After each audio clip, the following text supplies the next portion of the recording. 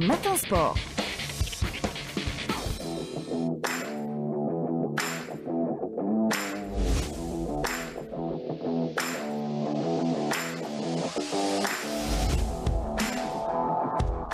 Mohamed, bonjour. Bonjour. Commence avec du football. Il y a la mise à jour des huitièmes de finale de la Coupe d'Algérie avec deux affiches au programme aujourd'hui. Deux matchs. Le premier, Al-Bayed face à Aqabou. Al-Bayed qui rappelle les deux équipes sont menacées de relégation. Disons, sont dans une zone où on est plus vers le bas que vers le haut du classement ou le ventre mou du championnat. Aqabou qui reste sur une défaite en championnat. Al-Bayed qui, rappelons-le, a fait match nul, avait battu l'USMA d'Alger 2-1, a fait match nul contre Chevriadi de Belvizdad 0-0, et à domicile devient une équipe très difficile à jouer. L'enjeu pour les deux équipes, c'est d'atteindre les quarts de finale de la Coupe d'Algérie. C'est un match équilibré, ça va se jouer sur les détails. Un détail sur des situations également standards. C'est un match qui peut se jouer en 90-120 ou une séance de tir au but. En soirée, le stade Ben Haddad de Kouba va focaliser les regards avec ce derby algérois. Kouba qui espérait accéder, mais qui se retrouve dans une situation très compliquée, notamment après sa dernière défaite contre Tiaret sur le score de 2-0, et Ben Aknoun qui avait fait match nul, donc qui prend un point supplémentaire à l'équipe koubéenne dans la perspective d'une accession, aura comme adversaire l'USMA d'Alger. L'USMA d'Alger, je le dis, j'insiste et j'enfonce le clou, c'est l'équipe qui a fait, en termes de recrues, la meilleure opération durant le mercato d'hiver. C'est un nouvel entraîneur Paqueta. Une nouvelle vision de jeu, nouveau système de jeu, nouvelle dynamique que veut instaurer le Brésilien Paqueta. Face à une équipe de Kouba qui n'a absolument rien à perdre. Le stade de Kouba va s'avérer trop petit. Il a été demandé aux dirigeants koubéens de délocaliser le match. Ces derniers ont campé sur leur position, peu importe la recette.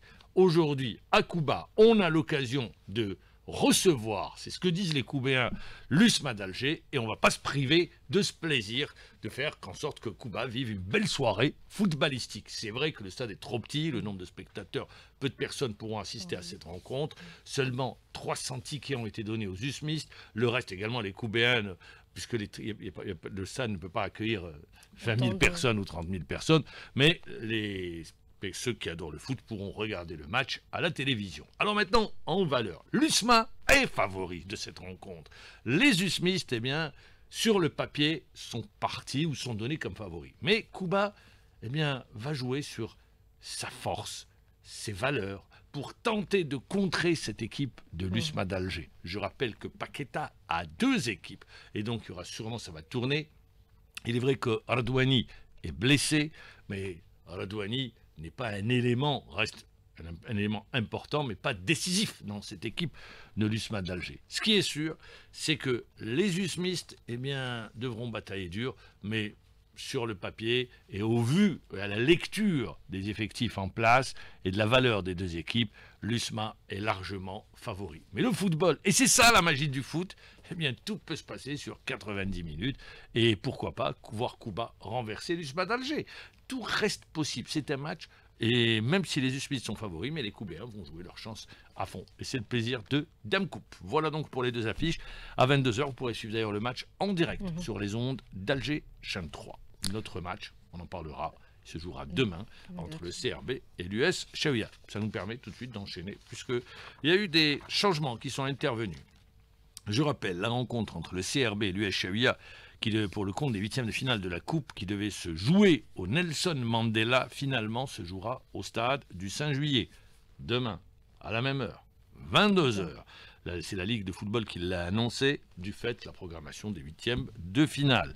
Alors, ce qu'il faut retenir, c'est que le match entre le Mouloudia d'Alger et Khanchla, initialement prévu le dimanche 16 mars au stade du 5 juillet à 22h, lui se jouera le samedi 15 mars, à la même heure et au même lieu. Toujours le stade du 5 juillet. En revanche, le derby algérois, CRB, USMA d'Alger, se jouera le dimanche 16 mars à 22h au Nelson Mandela. C'est une confrontation très attendue. Je rappelle que le CRB occupe la deuxième place au classement avec seulement 1 point d'avance sur l'USMA d'Alger. C'est Paqueta qui retrouvera son ancienne équipe. Je rappelle qu'il a dirigé le CRB par 2 fois. Et cette fois-ci, il est du côté de l'USMA d'Alger. Mais comme je le dis toujours, cette équipe de l'USMA d'Alger est largement favori sur cette phase retour. Je l'ai dit, recrutement XXL du côté de l'USMA d'Alger. Et c'est une équipe qui risque de faire très mal sur cette phase retour, engagée également en Coupe de la Confédération africaine de football, où les USMistes auront affronté le CS Constantine. En athlétisme, 2 Algériens porteront nos couleurs au championnat du monde en salle qui se tiendront en Chine du 21 au 23 mars prochain.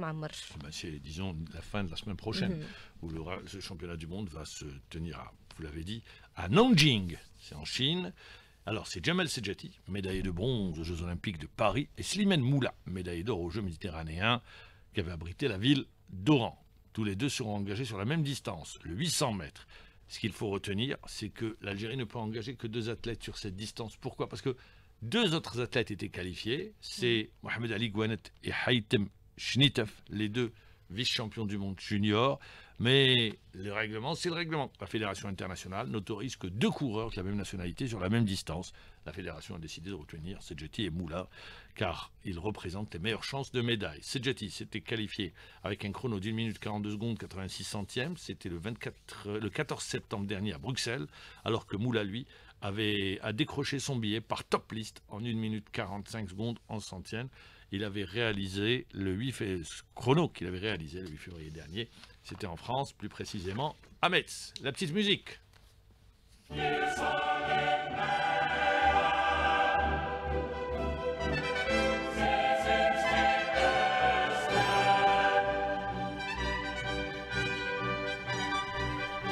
Les 8e de finale, retour de la Ligue des champions européenne, c'est ce soir. Plusieurs équipes jouent leur qualification pour les quarts de finale. Toutes les équipes jouent leur qualification. Il y a 4 matchs aujourd'hui et 4 matchs demain.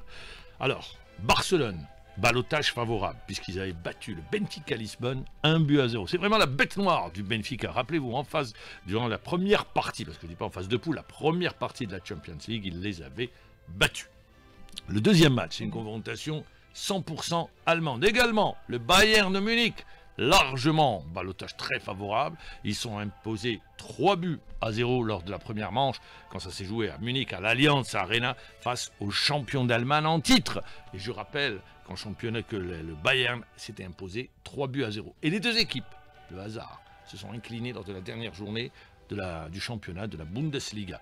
Les Bavarois sont bien partis pour se qualifier. Je rappelle que la finale se joue à Munich. Faut pas l'oublier. Et le Bayern rêve de jouer cette finale à Munich. Mais ce n'est pas encore gagné. Là, ils sont bien partis pour se qualifier pour les quarts. L'Inter de Milan s'est imposé à Feyenoord 2-0, également en ballottage très favorable. Ces 3 équipes sont parties pour se qualifier. J'ai laissé le meilleur pour la fin. Liverpool, Paris Saint-Germain. Si vous prenez le match aller, Slot, l'entraîneur de Liverpool, le dit lui-même, c'est un miracle que nous n'ayons pas perdu et que nous ayons gagné. Mais le football également, c'est ça. Vous dominez, vous tirez. Alisson avait fait un super match, 9 arrêts, décisif. Mais l'efficacité n'était pas au bout du pied des attaquants parisiens. Ils ont mis une telle intensité que Mo Salah, on ne l'avait même pas vu.